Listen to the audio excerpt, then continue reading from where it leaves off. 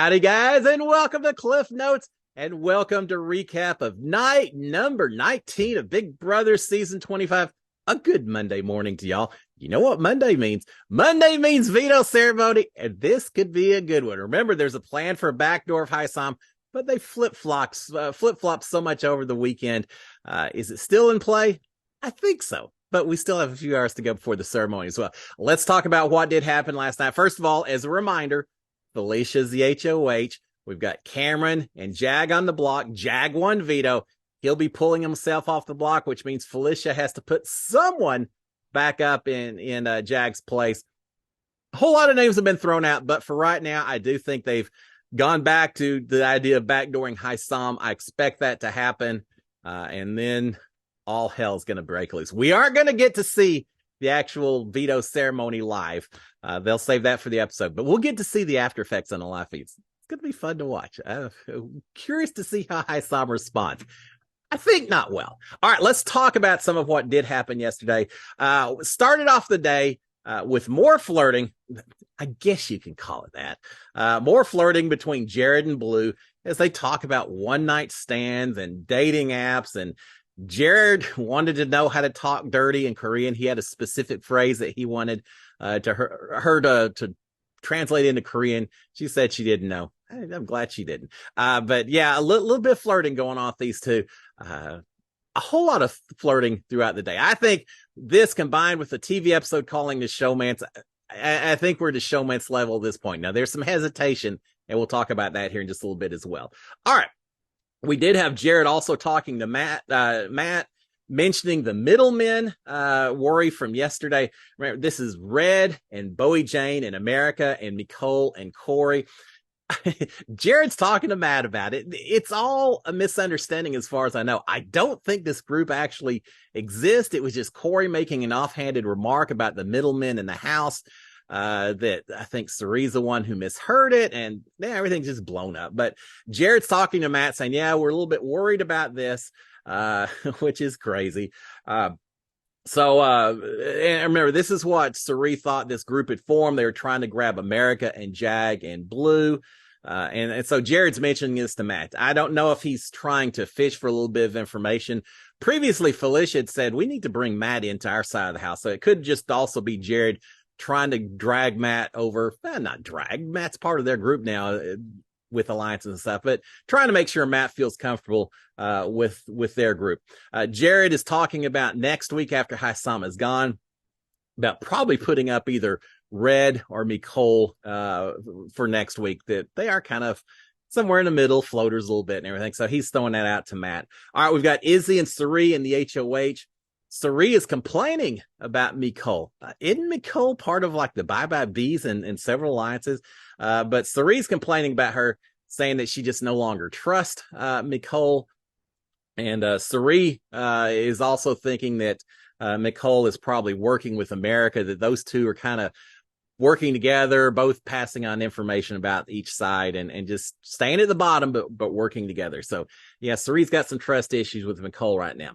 All right, we had a big meeting in the HOH room with Felicia, Cerie, Izzy, Matt, Jag, and Blue, and Jared, where they created a new 7-person alliance called, they had several names, the Savage Seven, the Seven Deadly Sins, the Sinful Seven. Don't have an alliance that has the number of people in it in the name. Every single alliance they do that, and it's crazy. I've said it before, I'll say it. Call it the Crazy Eights or something. I don't know, add an extra number or two and let people really get paranoid if they overhear the name. They didn't do it. It's a something sevens. It's this new group. Basically, is that the Bye-Bye Bees plus Matt, Jag, and Blue? I think so. And then Jared thrown in there just for good also. But the key is that we now have another 7-person alliance. I can't keep track of them all. And I don't know how many are truly serious, how many aren't. This one from Cerie and Izzy, Felicia's side, I don't think it's necessarily that serious. I think it's just a way to pull in Matt and Jag and Blue right now. They'll be the first ones they cut loose. Well, I don't know. They may cut Nicole loose before them, but and Nicole isn't even part of this group. Again, so many alliances, but here's a new 7-person alliance, which kind of takes some of the Bye-Bye Bees, some of the old group from Riley and pulls them together. Serious or not, maybe not. I think Jag and them are probably more about it than the others are. We'll find out. All right. They mentioned that they want to see. All right, let's talk about how serious it is, because Sari and Felicia and Izzy talked a little bit. They had mentioned that they wanted to see what Matt and Jag and Blue maybe do before deciding how close they really want to work with them. In other words, yeah, for the next week or two, if they protect us, if they seem like they're playing for us, then yeah, maybe we'll kind of make them sort of members of the group. If not, nah, this doesn't go anywhere. So yeah, they're not so trusting or serious about this alliance, but it has formed, so we'll call it something 7.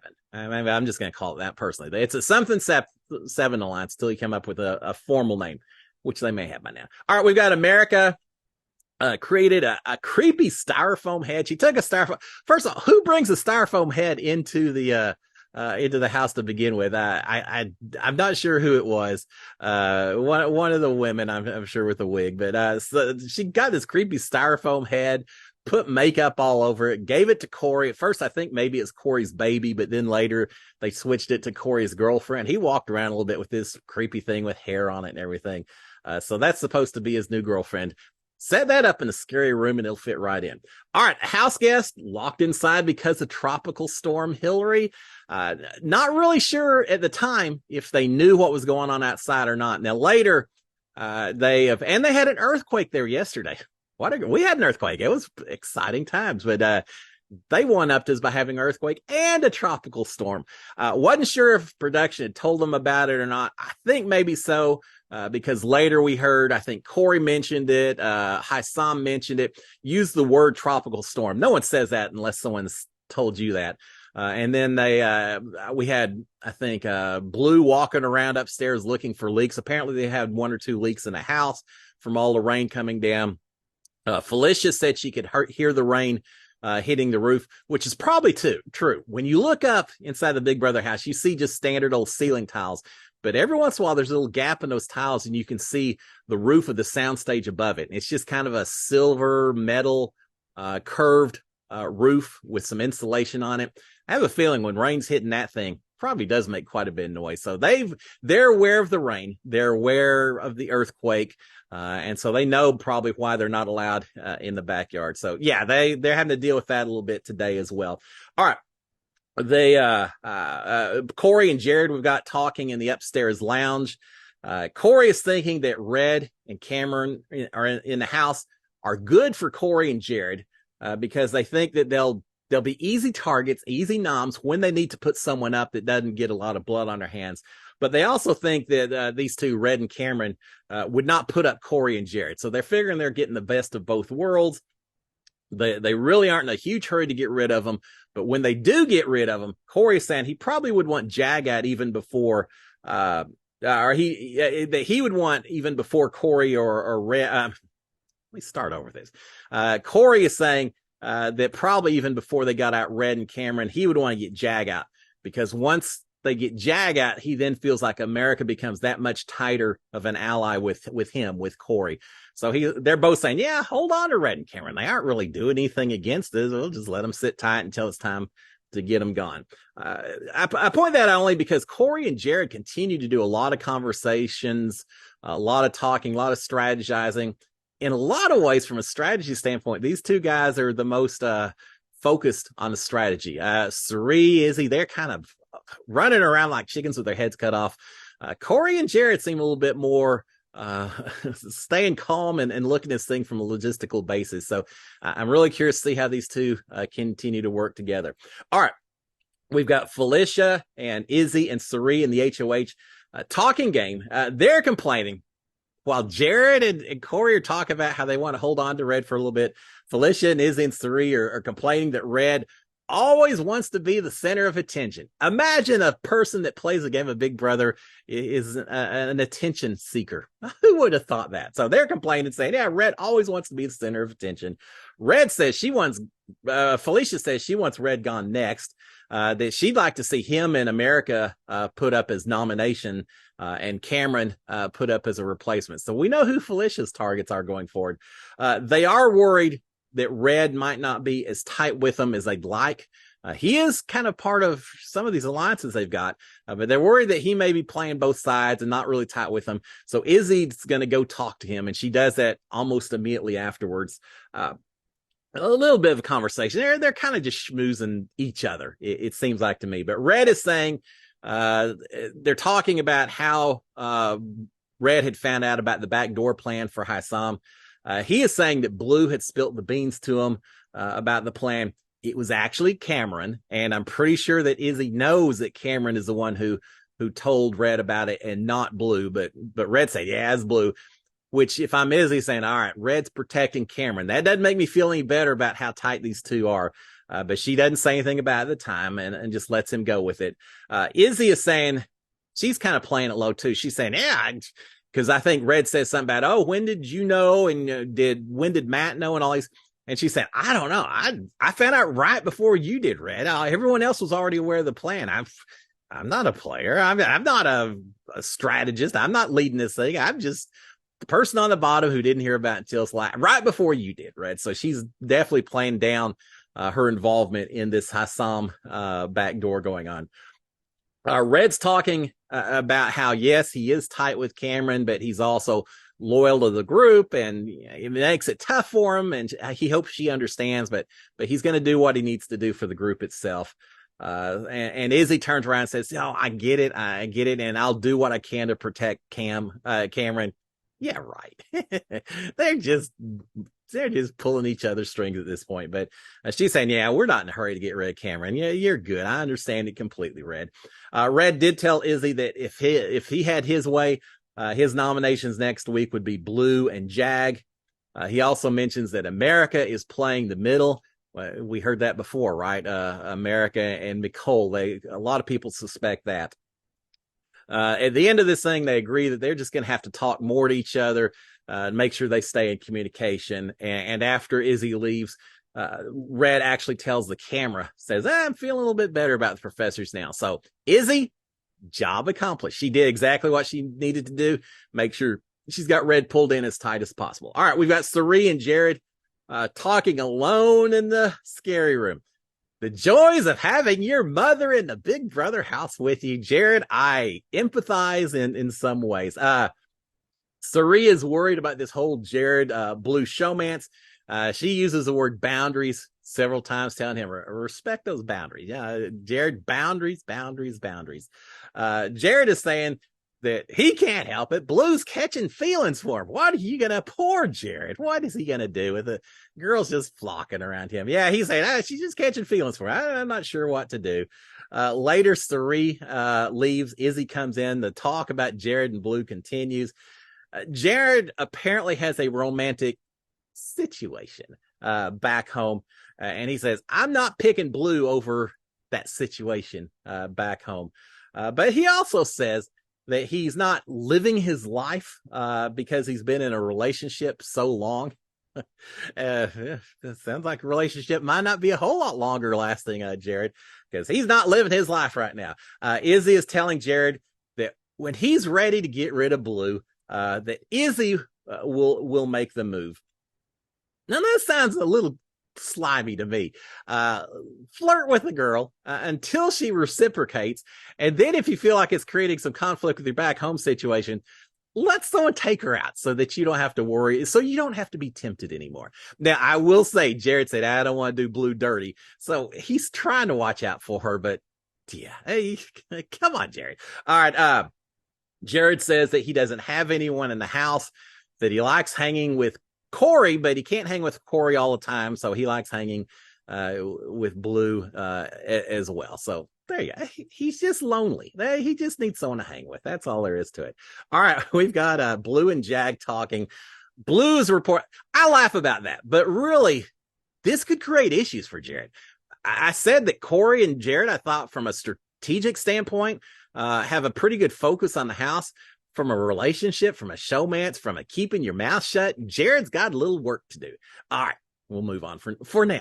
Blue and Jag are talking. Blue's reporting that Jared had told her that an alliance called the Middlemen had formed, which consisted of a Corey and America and Red and Cameron and Bowie. No, I don't think so. Now, it may come into existence just because people keep talking about it. But no, I think it was just a mistake of overhearing of Corey and all that. But now Blue's telling Jared about it.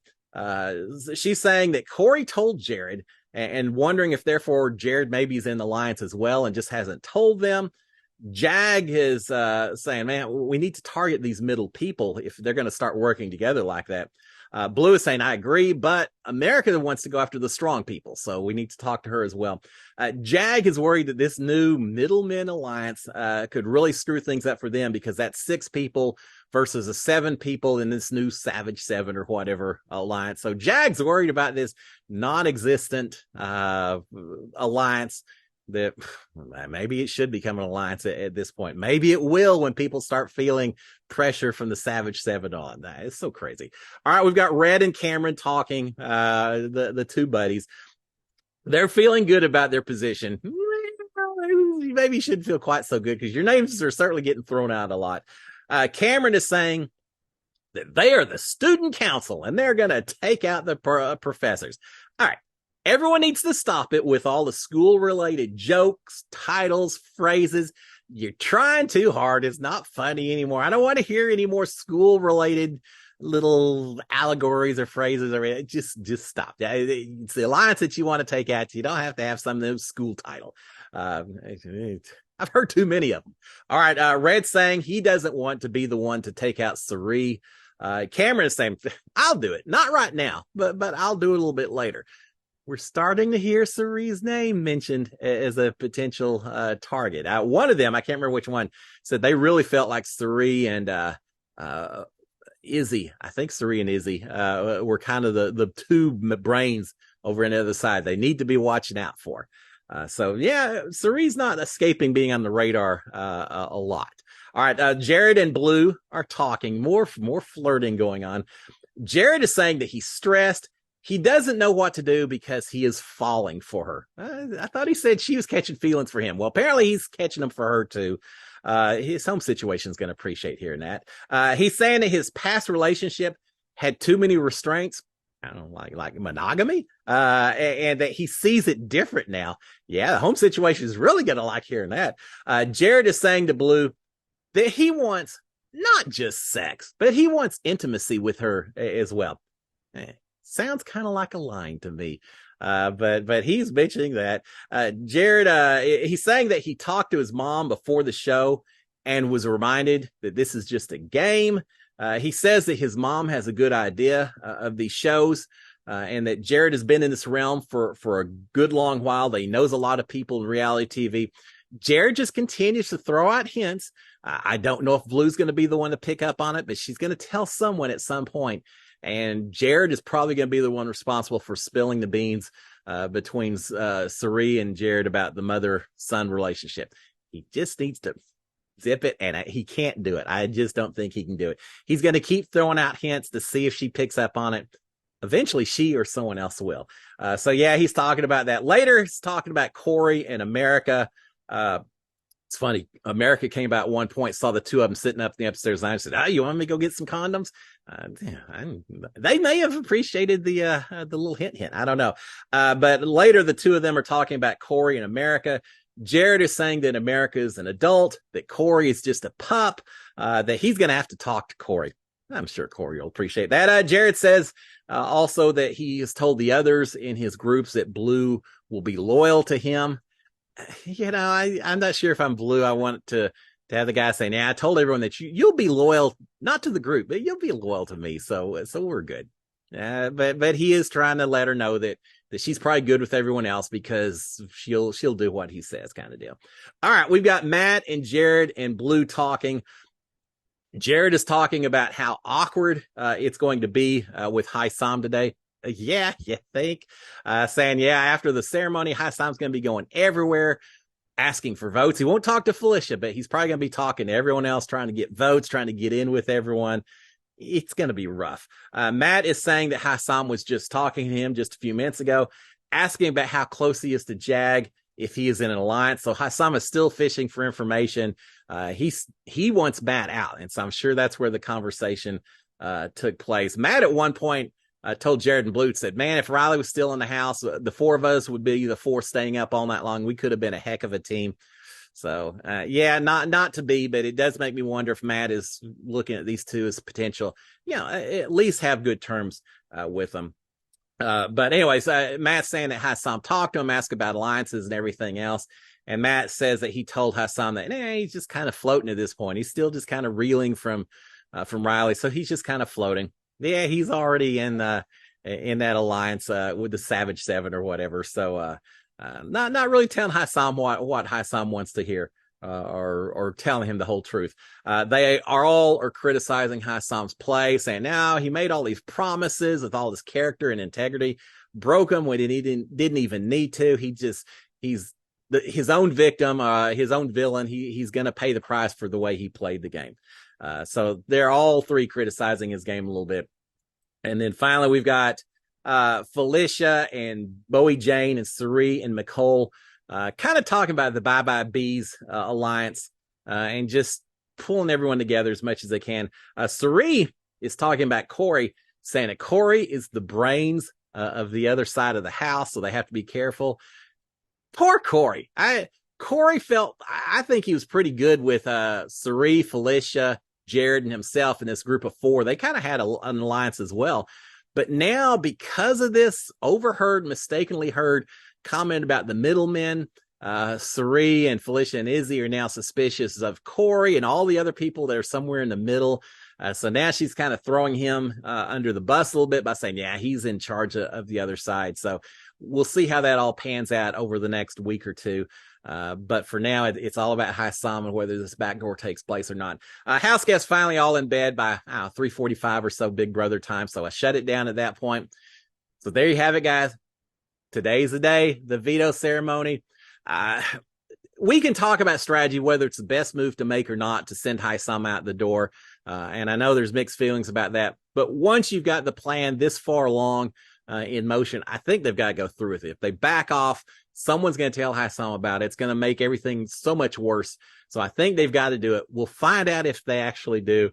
Hassam is going to blow a gasket when it happens. And I want to be there for it. Again, we won't see it live, but we'll see the aftermath. So I will be back. Well, I was going to say I'll be back tomorrow morning to do a recap of the overnight goings-ons. I will, but more than that, tonight, 8 o'clock Eastern, 7 o'clock Central on this YouTube channel, I'll be doing my Cliff Notes Live. We'll talk for an hour. I have a feeling we're going to be talking about the veto ceremony. So any questions, any comments, any opinions y'all got, check us out this evening, 8 o'clock Eastern, 7 o'clock Central. We're going to be talking all about Hassam and backdoors and who knows what else. So guys, y'all have a great Monday. Until this evening, cheers, my friends. SKD 143. Cheers. Bye. See y'all later. Have a great Monday.